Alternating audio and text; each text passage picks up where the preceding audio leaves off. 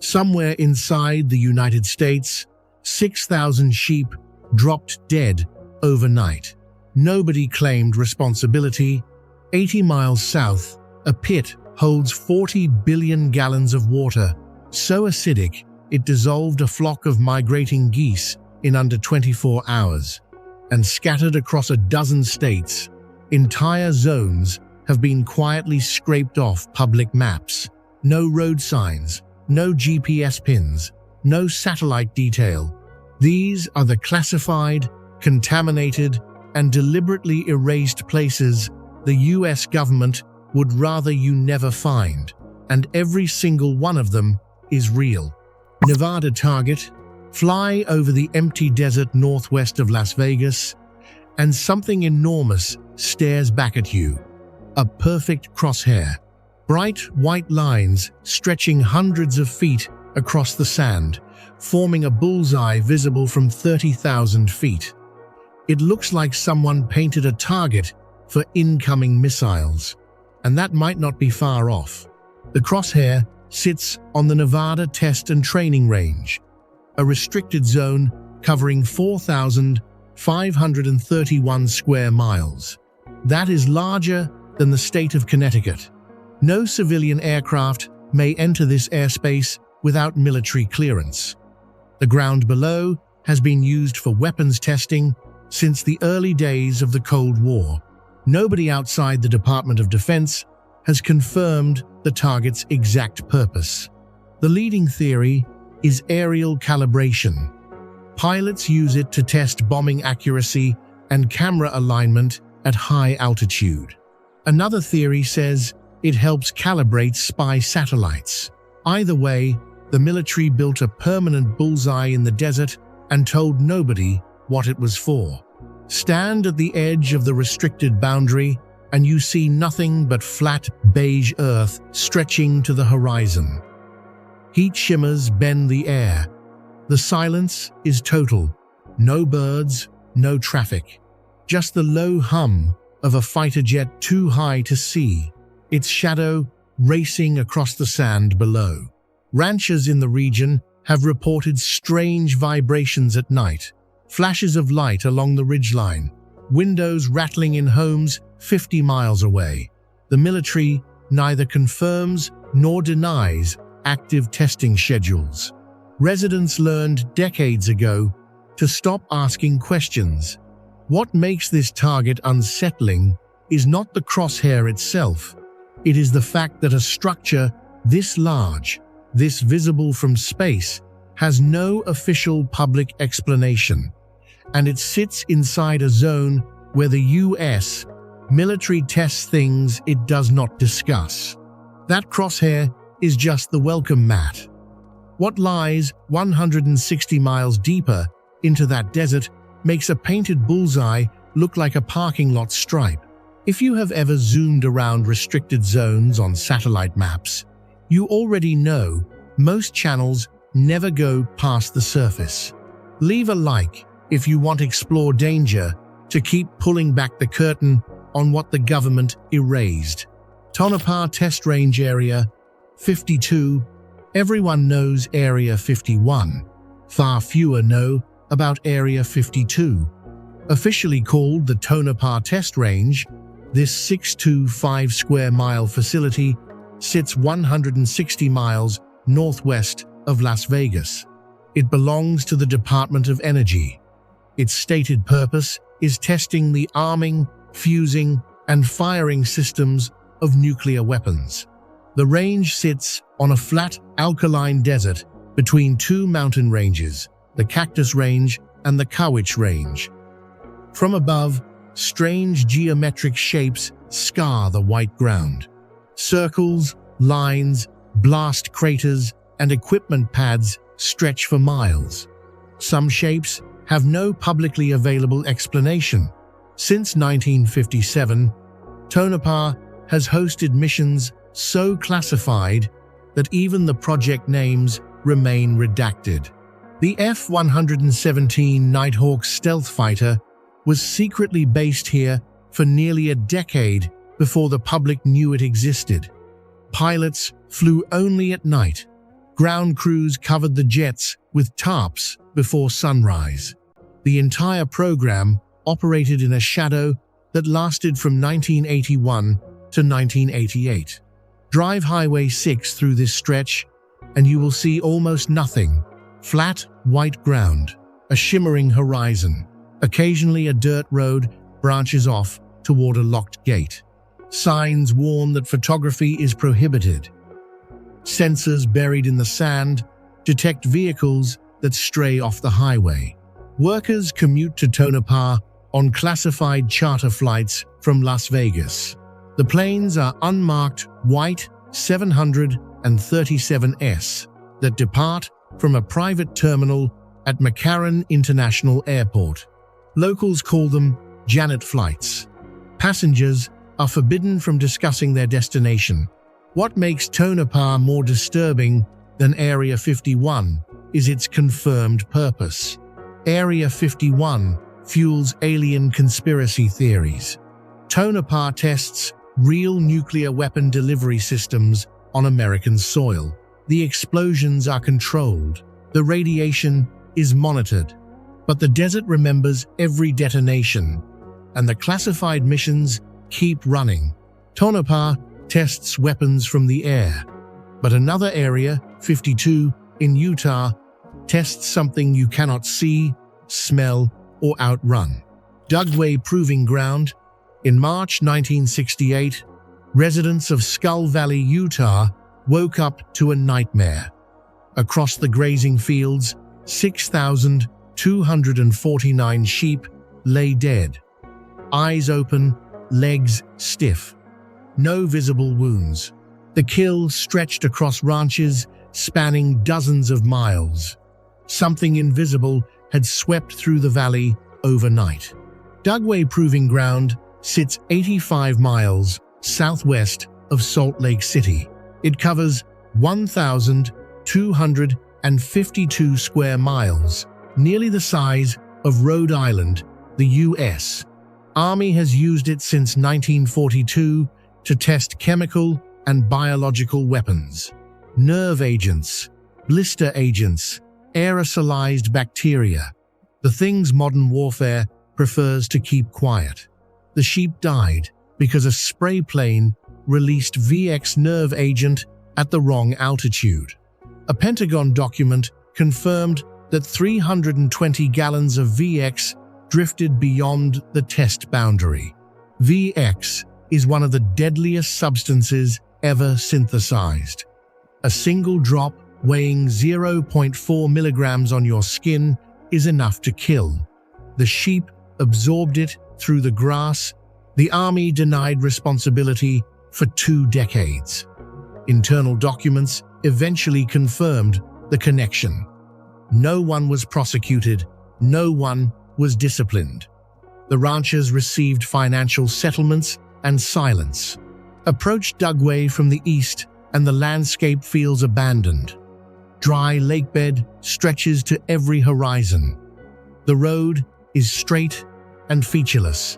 The air smells faintly metallic in certain seasons, though officials insist that is natural mineral dust. Chain link fences appear without warning. Security cameras track your vehicle before you see a single building.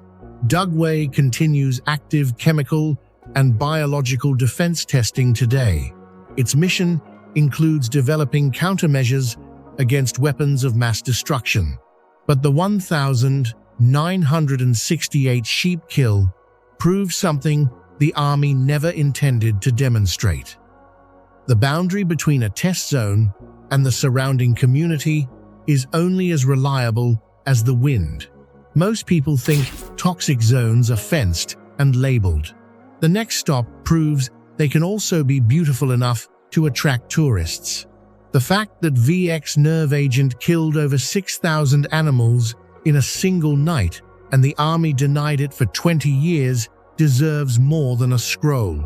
If this is the kind of documented truth you came here for, subscribing tells the algorithm to keep pushing it. The Berkeley Pit. Jump into Berkeley Pit and you will be dead within minutes. Not from drowning, from the water itself.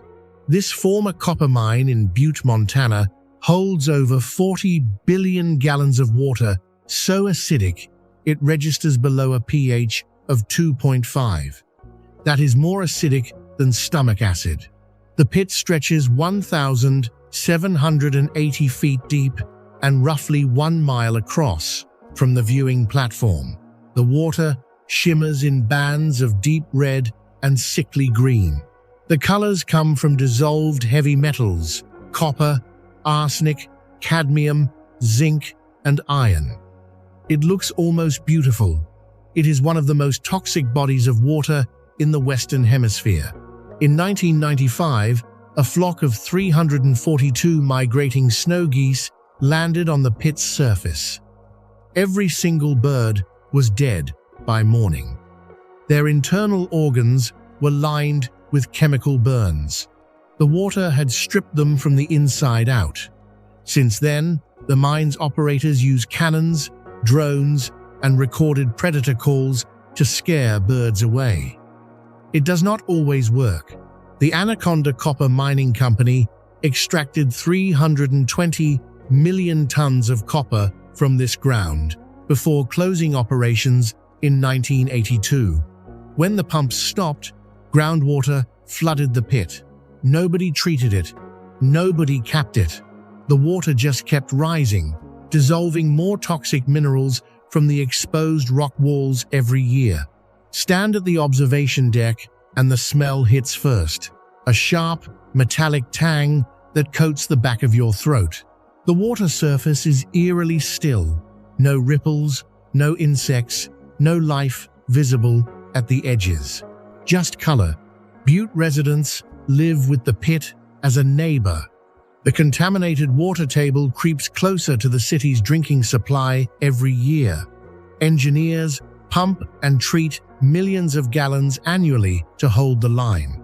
If the pumps ever stop, the toxic water reaches Butte's groundwater within a decade.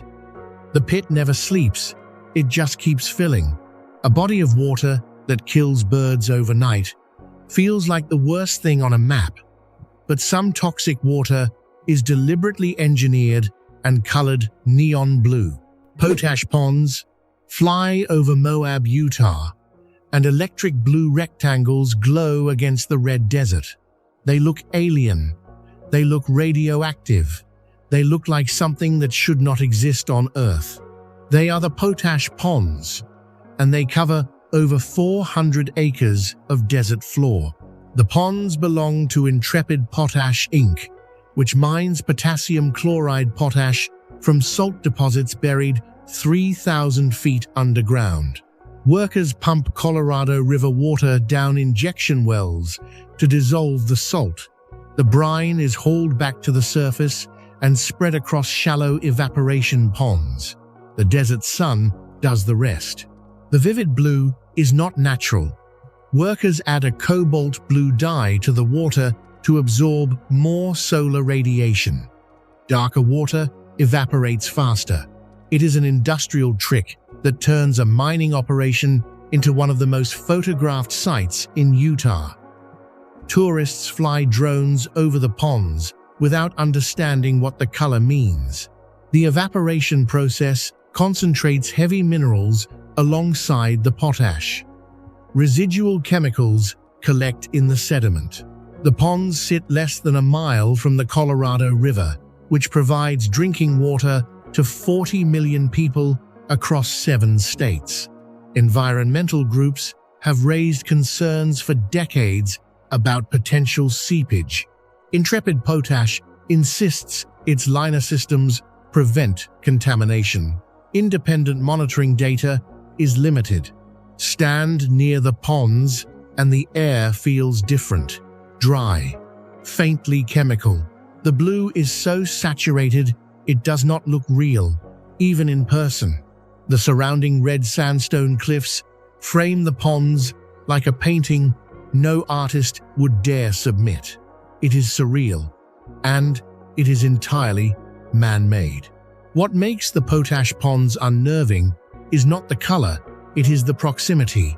The Colorado River runs just below, 40 million Americans drink from that river.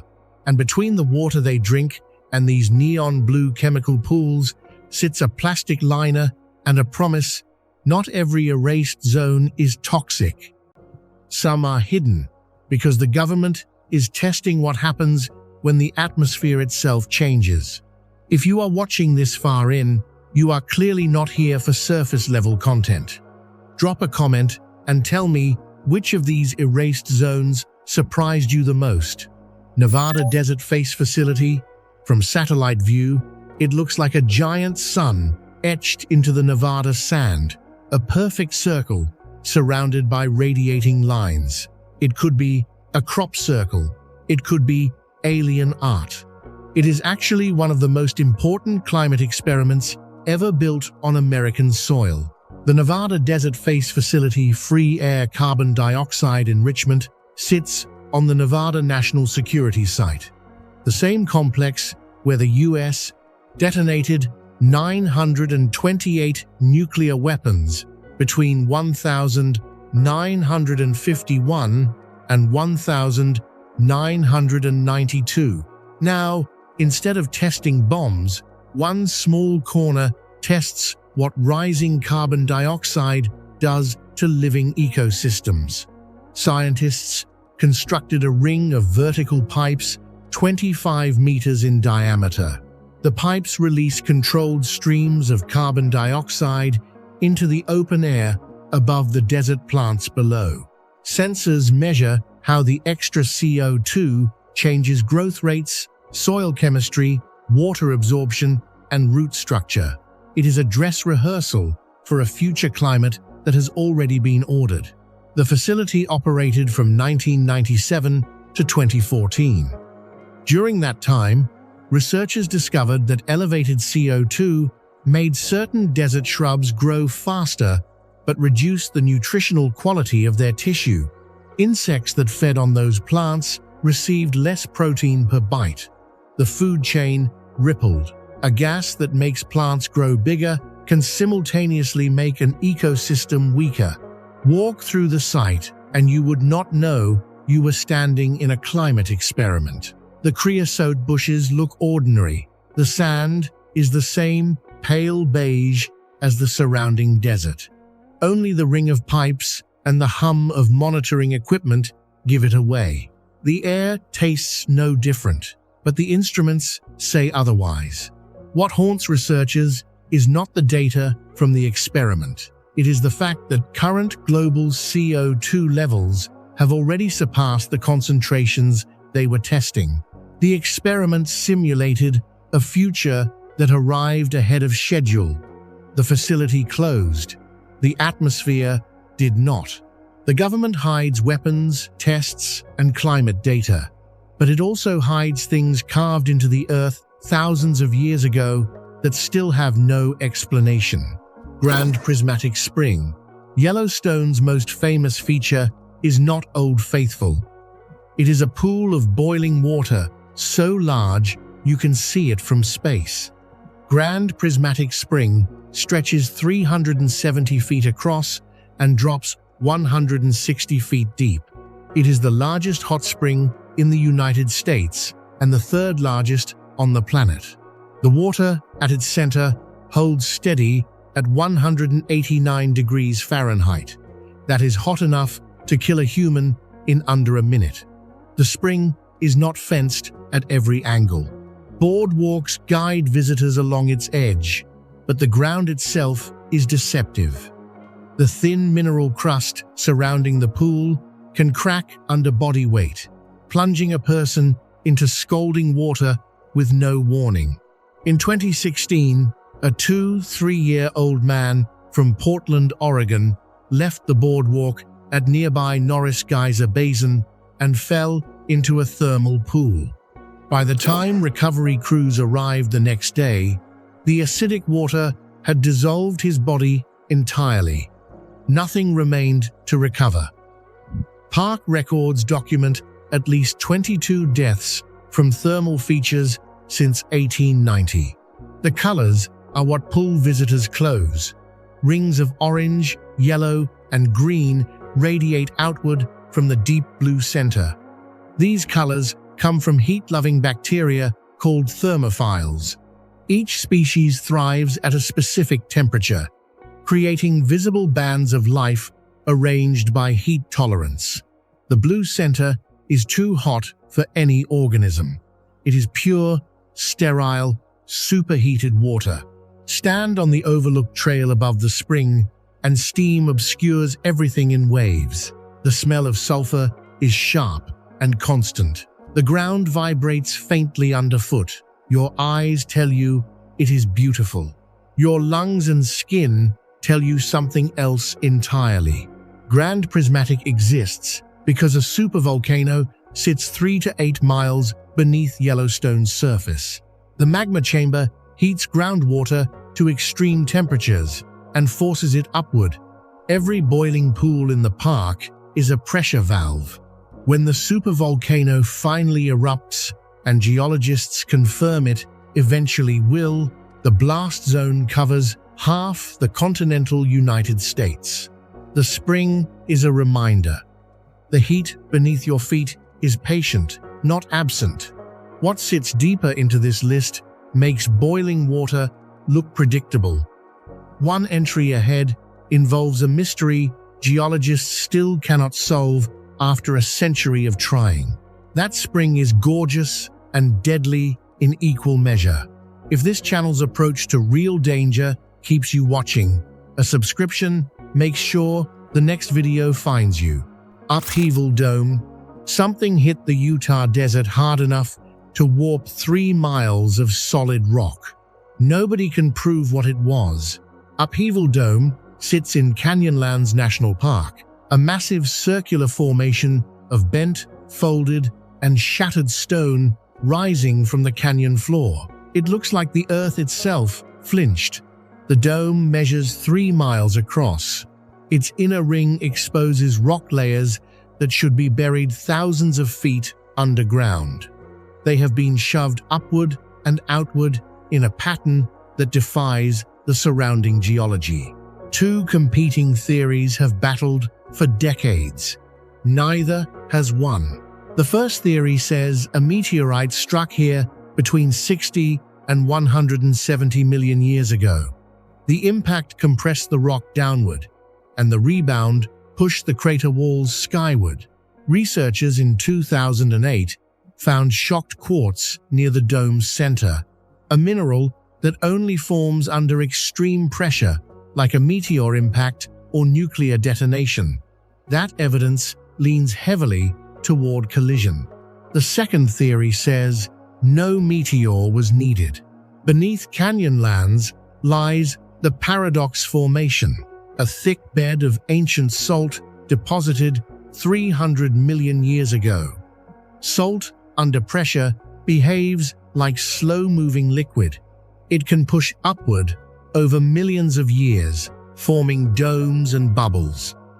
Some geologists believe Upheaval Dome is simply a salt structure that breached the surface. Hike to the first overlook, and the scale overwhelms you. Concentric rings of white, red, and gray stone fold inward like a giant stone fingerprint. The silence is absolute. No water, no wind in the inner crater, just warped rock and open sky. What makes Upheaval Dome genuinely unsettling is not the mystery itself, it is the implication. If a meteor caused this, the impact energy exceeded anything in recorded human history. If salt caused this, the ground beneath Utah is more unstable than it appears. Either answer is uncomfortable. Neither has been confirmed. Some places are mysterious because of what made them. Others are mysterious because of what they do. The next one produces a sound that science took decades to explain. Singing sand dunes of Eureka, deep inside Death Valley, sand hums like a pipe organ. No speakers, no instruments, no human source. Just 680 feet of sand vibrating at frequencies loud enough to hear from a quarter mile away. The Eureka Dunes are the tallest dune system in California and possibly all of North America, and they sing. The dunes sit on the northern edge of Death Valley National Park, a park so vast it swallows Rhode Island with room to spare. Reaching Eureka requires miles of unpaved road through some of the most remote terrain in the lower 48. Cell service does not exist here. The nearest gas station is over 40 miles away. Visitors who underestimate the distance have been stranded for days. The singing happens when sand avalanches down the dunes' steepest faces. Grains of a specific size and moisture content vibrate together as they slide, producing a deep, resonant hum between 60 and 105 hertz. Scientists compare the sound to a low cello note sustained by the desert itself. The phenomenon was documented as early as the 1940s, but a complete explanation did not arrive until 2012. Summer temperatures at Eureka regularly exceed 115 degrees Fahrenheit. The sand surface can reach 170 degrees, hot enough to cause second-degree burns on bare skin in under 10 seconds. Rangers advise against visiting between June and September. Some hikers ignore the warning. Search and rescue logs document multiple heat-related evacuations from this area every year. Stand at the base of the tallest dune at dusk, and the temperature drops fast. The sand shifts from blinding white to deep amber. Then it begins.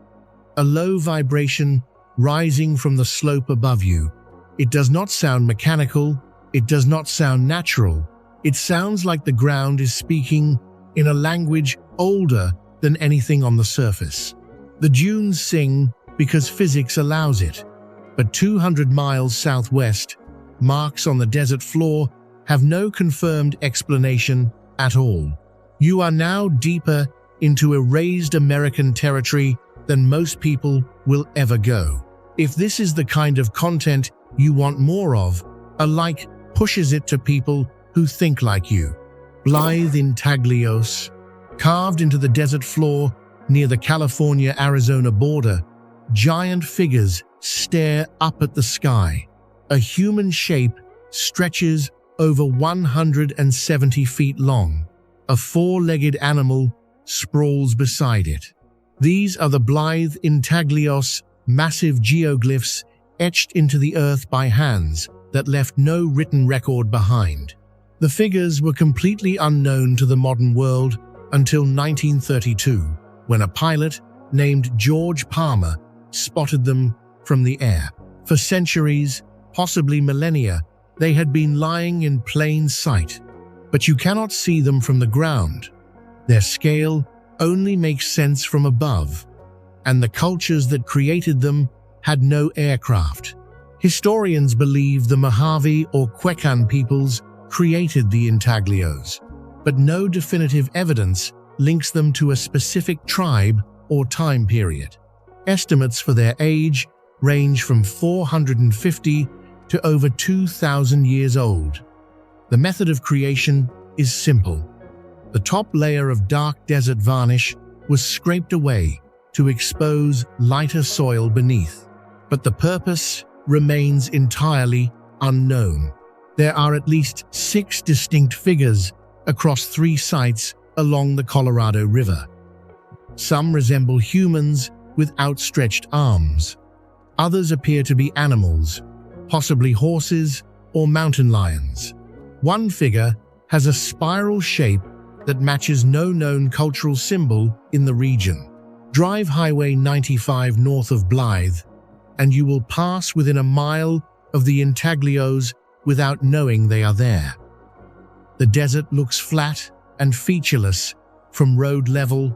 The figures are protected by low fences, but the remoteness is their real shield. Fewer than 10,000 people visit annually. What makes the Blythe intaglios haunt researchers is not their age or their size, it is the audience. These figures were designed to be seen from the sky. The people who made them could never see their own finished work from the intended perspective. They created something they could never fully witness. The question of why has never been answered. Hidden figures in the desert are strange, but the next entry involves a symbol carved into the New Mexico desert by a group that fully intends to return after the end of the world. Most channels skip over places like these because the story is harder to tell. If you think the harder stories are the ones worth hearing, that subscribe button is how you make sure Explore Danger keeps telling them. Trementina Bays. In the New Mexico desert, two enormous interlocking circles and diamonds are carved into the earth beside a long private runway. No public road leads here. No sign marks the entrance. The land belongs to the Church of Scientology, and the symbols are meant to be seen from space. Trementina Base sits near the town of Trementina in San Miguel County. The compound includes a large green-roofed residence, underground vaults, and the runway. Satellite images reveal the geometric symbols clearly, each spanning several hundred feet. Investigative journalist John Sweeney reported on the base in his BBC documentary and described it as a vault designed to preserve the writings and lectures of Scientology founder L. Ron Hubbard. The underground vaults reportedly store Hubbard's works on stainless steel tablets and gold discs sealed inside titanium capsules. The church has confirmed the archive's existence, but not its full contents. The preservation method is designed to survive nuclear war, natural disasters, and centuries of decay. The symbols on the surface are believed to serve as navigational markers. For whom? According to former Scientology members interviewed by multiple outlets, the markers guide returning Scientologists who believe they will be reincarnated after a global catastrophe. The symbols tell them where to find the preserved teachings. It is, essentially, a post-apocalyptic GPS pin for a religion founded in 1954. Fly over the site on Google Earth, and the geometry is unmistakable against the brown desert. The nearest town is tiny. The nearest city is hours away. The silence and emptiness surrounding the base make it feel less like a religious archive and more like a place designed to be forgotten until it is needed. The Church of Scientology has never allowed independent journalists full access to Trementina Base. The vaults remain sealed. The symbols remain unexplained by official church statements. And the desert keeps the secret with the same indifference it keeps everything else. New Mexico hides religious bunkers, but in Pennsylvania, an entire town was erased because the ground beneath it caught fire, and it has not stopped burning in over 60 years. Centralia, Pennsylvania. The fire started in 1962. It is still burning. Beneath the town of Centralia, Pennsylvania, an underground coal seam has been on fire for over 6 decades. The blaze stretches across an estimated 3,700 acres beneath the surface. No one has been able to stop it. No one knows when it will end. Centralia was a coal mining town of roughly 1,000 residents when the fire ignited. The most accepted theory is that trash burning at a landfill near an open mine pit ignited an exposed coal vein. The fire spread underground through interconnected mine shafts and coal seams that run beneath the entire region. By the early 1980s, the danger became impossible to ignore. In 1981, a 12-year-old boy named Todd Domboski fell into a sinkhole that opened suddenly in his grandmother's backyard. The hole was 4 feet wide and dropped 150 feet into a burning mine void. Carbon monoxide poured from the opening. He survived only because his cousin grabbed his arm in time. The federal government relocated most residents in 1984 under a $42 million program. Houses were demolished. Roads were closed. The zip code was revoked in 2002. Today, fewer than 5 residents remain, living on land the state technically owns. They refuse to leave. Drive into Centralia and Route 61 dead ends, where the asphalt buckled and split from underground heat.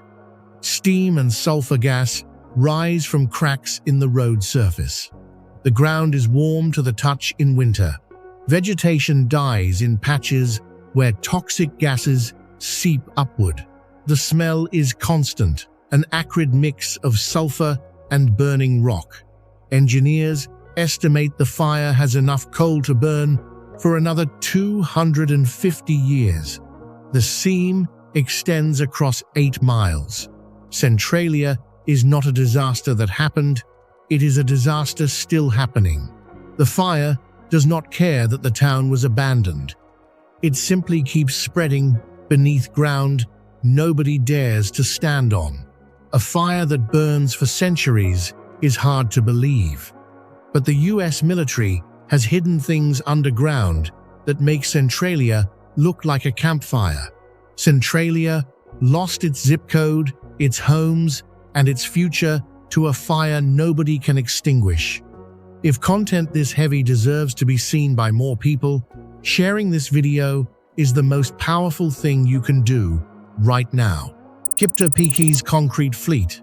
9 concrete ships sit in a line off the shore of Virginia's eastern shore. They have not moved since 1948. They were never meant to sail again. They were parked here as a breakwater, a wall of dead ships meant to block waves from battering the Chesapeake Bay ferry terminal. During World War II, steel was desperately needed for tanks, weapons, and warships. The US government authorized the construction of 24 concrete ships as an alternative. The vessels actually floated, they actually sailed, but they were heavy, expensive to operate, and constantly damp inside. Concrete and ocean water are not natural partners. After the war, the ships had no military purpose. 9 of them were towed to Kiptopeki, Virginia, and sunk in a line parallel to the shore. Their hulls were filled with sand to anchor them in place. For decades, they served as the ferry terminal's storm shield. When the Chesapeake Bay Bridge Tunnel opened in 1964, the ferry shut down. The ships stayed. Today, the concrete fleet is slowly disintegrating. Waves have carved holes through several hulls. You can pilot a small boat through the gaps. Barnacles and algae coat every surface. Osprey nest on the rusting rebar that pokes through the crumbling concrete. The ships are becoming artificial reefs, accidental ecosystems growing on wartime desperation. Visit the shoreline at low tide, and the ships loom like gray ghosts. Their boxy profiles look nothing like a typical vessel. Salt spray hangs in the air.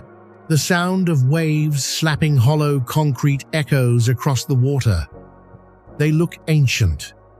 They are less than 90 years old. What makes Kiptopeki's fleet eerie is its permanence. Nobody wants to pay to remove 9 concrete wrecks from the bay, so they sit, crumbling at the speed of decades. A fleet that was built as a compromise, used as a wall, and abandoned as an afterthought. The ocean will eventually finish what neglect started. Concrete ships are strange, but deep inside a Pennsylvania mountain, the government built something designed to survive the end of civilization itself. Raven Rock Mountain Complex. If a nuclear strike destroyed Washington, D.C., the U.S. government would not stop functioning. It would relocate to a hollowed-out mountain in Pennsylvania called Raven Rock. The facility sits 650 feet beneath the surface, inside a ridge of greenstone, 6 miles north of Camp David. Its official name is Site R. Its purpose is continuity of government during a nuclear war. Construction began in 1951. At the height of Cold War paranoia, the Army Corps of Engineers blasted 265,000 cubic yards of rock from the mountain's interior. The resulting cavern holds 5 separate 3-story buildings mounted on steel springs designed to absorb the shockwave of a nearby nuclear detonation. The complex spans over 100,000 square feet. Raven Rock can house up to 5,000 people. It has its own power plant, water treatment system, medical facility, and communication center. The facility maintains direct links to the Pentagon, the White House, and strategic military commands worldwide. During the September 11 attacks, Vice President Dick Cheney was evacuated to Raven Rock, while the government assessed whether further strikes were incoming. The site appears on Google Earth. Its entrance roads are visible from satellite imagery. Security cameras and armed guards patrol the perimeter. But none of that makes it less classified. The internal layout, communication capabilities, and current operational status remain among the most tightly guarded secrets in the U.S. military. Drive Route 16 near Blue Ridge Summit, Pennsylvania, and you pass within a mile of the entrance. The mountain looks like any other forested ridge in the Appalachians. No signs indicate what is underneath. The only clue is the unusual number of antenna arrays on the summit. Raven Rock exists because the U.S. government planned for the scenario where every other option is gone. The mountain is the last resort, the final command center when every city above it has been vaporized. It is not a monument to strength. It is a monument to the expectation of total catastrophe. Underground bunkers protect the government. But some places in America were designed to make people disappear, and one island in New York has been doing exactly that for over a century. Most channels will not touch places like Raven Rock because the details are uncomfortable. If you came here specifically for that depth, subscribing is how you tell the algorithm to keep sending it. Hart Island. More than 1 million people are buried on Hart Island. No headstones mark their graves. No families visit on holidays. This 131-acre island in the Long Island Sound is New York City's Potter's Field, the final destination for unclaimed, unidentified, and indigent dead.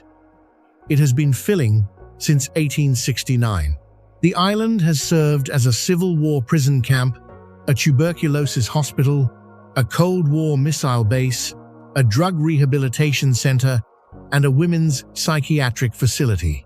At least 235 Confederate soldiers died here during the Civil War. Yellow fever patients filled its hospital wards in the 1870s. Every chapter of Hart Island's history involves suffering concentrated on a narrow strip of land that most New Yorkers have never seen. Burials happen weekly. Inmates from Rikers Island dig the trenches and stack the pine coffins. Adults, 3 deep, infants in mass containers of up to 1,000. Each coffin is marked with a number.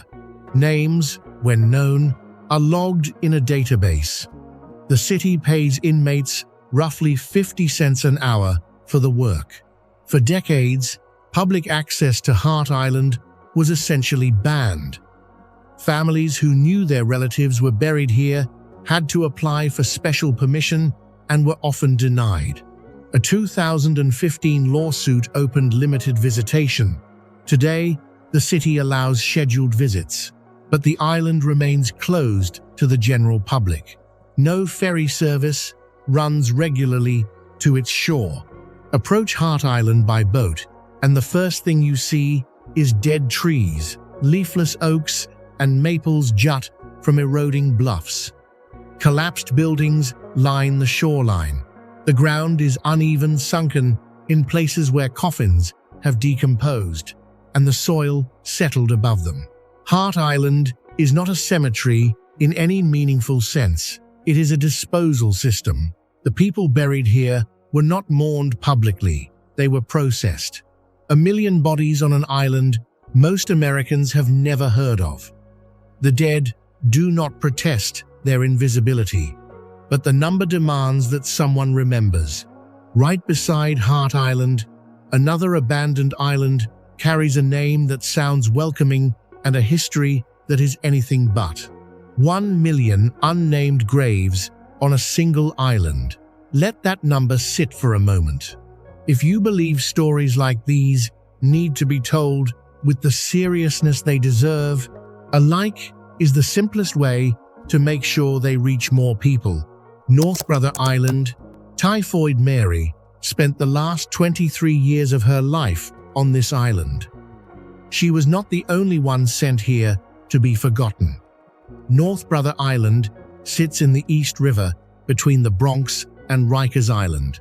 For nearly a century, New York City used it to quarantine the sick, warehouse the inconvenient, and isolate the dangerous. The island opened as a quarantine hospital in 1885. Smallpox, typhoid, and tuberculosis patients were ferried here and housed in a complex of brick buildings surrounded by water. There was no bridge, no regular visitors. The message was clear: you were here until you recovered or until you did not. In 1904, the General Slocum steamship caught fire in the East River within sight of the island. Staff at North Brother Island watched over 1,000 people drown or burn. Bodies washed onto the island's shore for days. It remains the deadliest disaster in New York City history until the 11th of September, 2001. Mary Mallon Typhoid. Mary was forcibly quarantined on North Brother Island twice. She was an asymptomatic carrier of typhoid who infected dozens through her work as a cook. She died on the island in 1938, having spent a combined 26 years in isolation. Her cottage no longer stands. Today, the island is abandoned. Buildings are collapsing under decades of unchecked vegetation. Trees grow through rooftops. Walls lean at angles that suggest the next strong wind will finish them. The city designated it a bird sanctuary, but access requires official permission, an escort, and advance scheduling. Trespassers are intercepted by police boats stationed at nearby Rikers. Stand on the Bronx shoreline and you can see North Brother Island clearly. It is startlingly close to one of the most densely populated cities on Earth, and yet no one lives there. No one maintains it. It is dissolving back into the river, carrying its quarantine wards and death records with it. The island was built to separate the sick from the living. The next entry was built to move a nation forward, but the workers who carved it paid with their lives. Donna Pass Summit Tunnels. The tunnels were carved by hand through solid Sierra Nevada granite. The men who carved them were considered disposable. Between 1,865 and 1,867, an estimated 12,000 Chinese laborers worked the most dangerous section of the Transcontinental Railroad at Donna Pass. Thousands of them died. The exact death toll was never officially recorded. Workers drilled into granite faces using hand tools and black powder. Progress averaged roughly 1 foot per day. In winter, temperatures plunged below zero, and snow buried the work camps under 4 zero-foot drifts. Avalanches swept entire crews off the mountainside. Bodies were not recovered until spring, when the snowpack melted enough to reveal them. Nitroglycerin was introduced to speed the work. It was unstable and killed without warning. Chinese workers were assigned the most lethal tasks, lowering themselves in wicker baskets over cliff edges to drill blast holes into the rock. When the charges detonated too early, there was no rescue. The basket simply vanished. The tunnels stretch through the summit at approximately 7,000 feet elevation. The longest, Tunnel 6, runs 1,659 feet through the mountain. Its walls still bear the drill marks of hand-cut granite. Graffiti now covers much of the stone, but the chisel scars remain visible beneath the paint. Walk through the tunnels today, and the temperature drops sharply. Water drips from the ceiling. Your footsteps echo. The air smells of wet stone and rust. Light from each end creates a corridor of shadow that narrows as you move deeper. The Chinese laborers who built these tunnels were paid $30 a month, roughly 60% of what white workers earned for less dangerous jobs. They lived in tents. They cooked their own food. And when the railroad was completed in 1869, they were written out of the ceremony entirely. The famous Golden Spike photograph at Promontory Summit includes not a single Chinese face. Donna Pass is named for cannibalism. But the tunnels beneath it carry a labor history that deserves equal weight. Both are American stories. Only one gets told. History was literally carved into that granite by men who were never credited. If you think overlooked stories like this matter, share this video with someone who needs to see it. San Francisco Bay Salt Ponds. From the air, San Francisco Bay looks like someone spilled a box of crayons into the water. Bright red, deep orange, vivid green, pale pink. The colors stretch across 16,500 acres of shallow ponds that line the bay's southern edge. It is one of the most visually striking industrial landscapes in North America. The ponds are solar evaporation basins used to extract salt from bay water. The process is simple. Bay water is pumped into shallow pools and left to evaporate under the California sun. As salinity increases, different species of microorganisms bloom. Each species produces a different pigment at a different salt concentration. The result is a rainbow engineered by bacteria. The brightest red pools contain Dunaliella salina, an algae that produces beta-carotene in response to extreme salt levels. The green pools contain earlier stage microbes thriving at lower salinity. The transition from green to orange to red tracks the evaporation cycle with scientific precision. It is nature's color wheel, powered by industrial salt harvesting. Cargill operates the largest salt pond complex on the bay. At peak operation, the ponds produced over 500,000 tons of salt per year.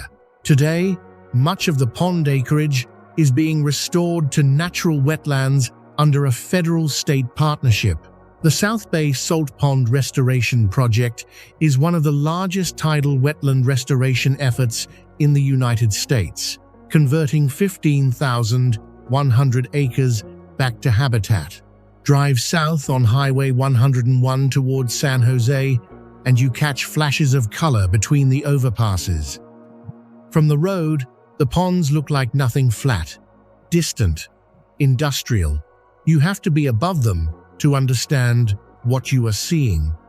And what you are seeing is a landscape that spent a century as a salt factory and is now being slowly returned to the ecosystem it replaced.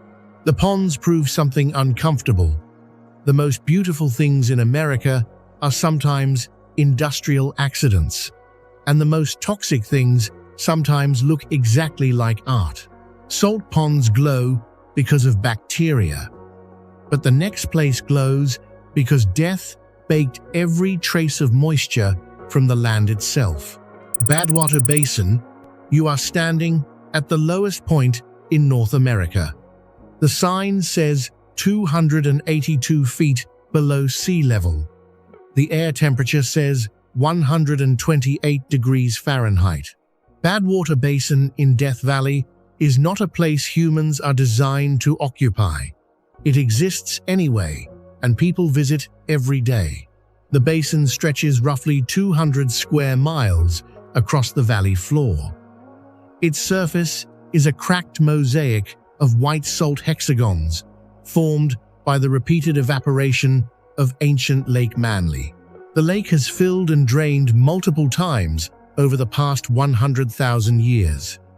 What remains is a blinding white expanse that reflects sunlight so intensely it causes temporary vision impairment without sunglasses. In summer, park rangers post warnings advising visitors to finish any walking by 10 a.m. After that, ground temperatures exceed 200 degrees Fahrenheit. The air above the salt flats shimmers in visible heat waves. Breathing feels labored not from altitude, but from heat. Your lungs process air that is hotter than the inside of a commercial kitchen. In July 1913, Death Valley recorded the highest air temperature in documented human history, 134 degrees Fahrenheit at the Furnace Creek Weather Station.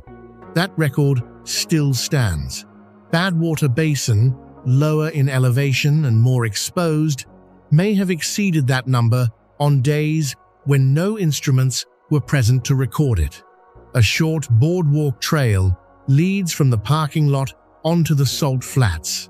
Most tourists walk a few hundred feet, take a photograph, and return to their air-conditioned vehicles.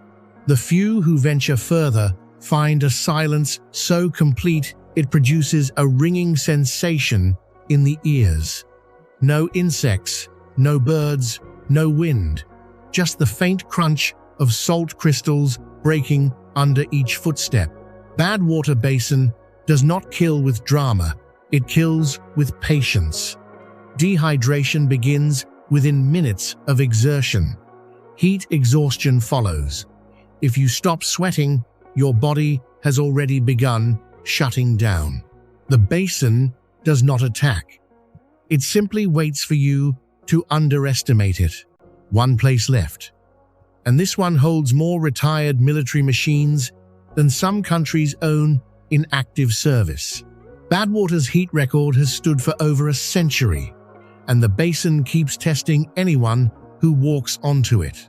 If Explore Danger has earned your trust by now, subscribing makes sure the next deep dive reaches your feed. The Arizona Plane Graveyard, more than 4,400 aircraft sit in rows across the Arizona desert. Bombers, fighters, cargo planes, and helicopters lined up, wingtip to wingtip, across 2,600 acres of sun-baked earth. This is the 309th Aerospace Maintenance and Regeneration Group at Davis-Monthan Air Force Base in Tucson, the largest aircraft boneyard in the world. The site was chosen for a reason. Tucson averages fewer than 12 inches of rain per year. The desert air is dry enough to slow corrosion to a crawl. The alkaline soil is hard enough to support aircraft without paved surfaces. Every plane parked here is preserved not by maintenance, but by climate. The desert itself is the storage system. Aircraft arrive here through one of several programs. Some are mothballed, sealed, and coated in protective compound called spraylat and held in reserve for potential reactivation. Others are stripped for parts that keep active-duty aircraft flying. The rest are scrapped, cut into sections, and sold as aluminum. An F-16 that once cost $18 million might end its life as recycled metal, worth a fraction of a cent per pound. From satellite imagery, the scale is staggering. B-52 stratofortresses that once carried nuclear weapons sit next to retired C-130 cargo planes and decommissioned A-10 Warthogs. Entire generations of American air power are arranged in geometric precision, visible on Google Earth to anyone who searches for Tucson. Public access to the boneyard is limited. The Pima Air and Space Museum operates guided bus tours through a portion of the facility. Visitors describe the experience as eerie, thousands of aircraft sitting in perfect silence under the Arizona sun, their cockpit windows still intact, their paint slowly bleaching to white. No civilians work among the mothballed rows without escort. Armed security patrols the perimeter. Even decommissioned aircraft carry classified components that must be removed before the public comes near. The planes may be retired. The secrets inside them are not. The Arizona plane graveyard is not just a place where machines go to die. It is a mirror. Every row represents a conflict, a policy decision, a defense budget line item made real in aluminum and jet fuel. The desert holds them all with the same indifference, the bombers that ended wars and the fighters that never saw one. Some of the places in this script were erased from maps because they are dangerous. Others were erased because they are embarrassing. And a few were erased because acknowledging them would mean admitting truths that governments, institutions, and entire communities would rather leave buried in desert sand or sealed inside mountains. Every entry here was real. Every statistic was documented. Every story belonged to actual people who lived, worked, and sometimes died in places that official records tried to make invisible. If you have been to any of these zones, if you have worked at a restricted site, lived near a contaminated one, or stumbled across something on a map that should not have been there, Explore Danger wants to hear your story. Drop it in the comments. And if this is the kind of content that made you stay until the very end, this community is already yours. Welcome to Explore Danger.